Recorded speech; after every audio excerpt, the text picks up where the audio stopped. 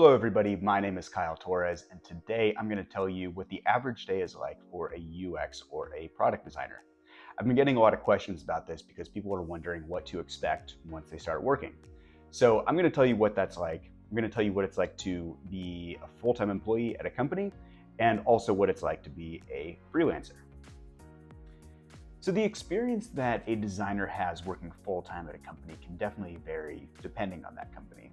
It's probably going to be pretty different if a designer is like working for a brand new startup or working for a larger company. But I'll tell you what it's been like for me working full-time as a designer at Citibank. So the way it works for us is the designers are assigned what we call tickets. Tickets are essentially a set of tasks and an objective to accomplish for some sort of new design addition to the product. It could be something like adding a new feature, or it could be something as simple as just like enhancing something that's already existing, like changing around a button or something like that. So most of the day is going to be spent working on these tickets and doing check-ins with the team to show progress on work, get people's feedback, things like that.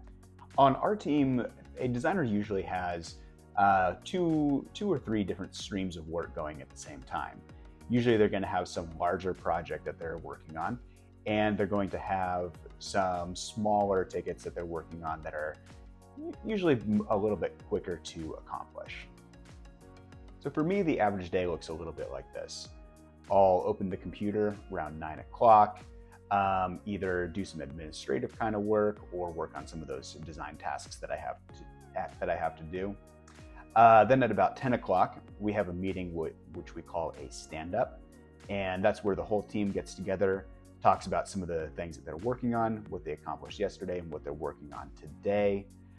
And then after that, I'll usually have a couple of hours where I'm just working on some new design work, where I'm either thinking of a new concept for some design, I'm modifying something that I showed in a meeting previously that I got feedback on that has to be changed, or I'm preparing different files for engineers and doing things like really making sure that the design is pixel perfect, providing specs for the design work that I did. And then I'll have some other meetings throughout the day as well. Like I'll have a check-in with my manager to show some of the work that was done, or I'll meet with some of the other teams to go over some of the designs that have been completed recently.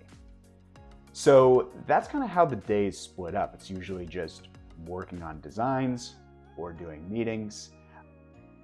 I've also worked full-time as a freelancer, so I'll tell you what those days have been like. I would actually say the day-to-day work as a freelancer is pretty different than working full-time at a company. So usually a company is going to hire a freelancer to do some sort of like larger design project. It could be designing like a whole new section of a website, designing like a whole website from scratch or an app from scratch. So most of the work that you're going to be doing as a freelancer are larger design projects. And usually you're going to be working on those projects like solo and checking in with that company that you're working for a little bit less often. So most of my days as a freelancer were spent doing a lot of design work that I was going to show the client in the next meeting. Usually I'd be coming up with different versions of different designs to really have a lot to talk about and a lot to show in those next meetings.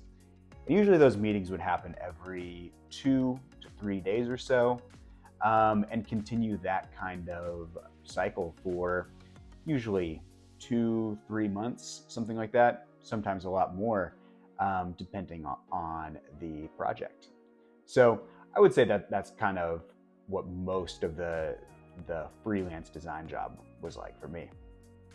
So I hope that gives you some sort of idea of what to expect once you get your first job or you start working as a freelancer. So if you have any questions for me, please leave a comment below and I will get back to you. Thank you for watching.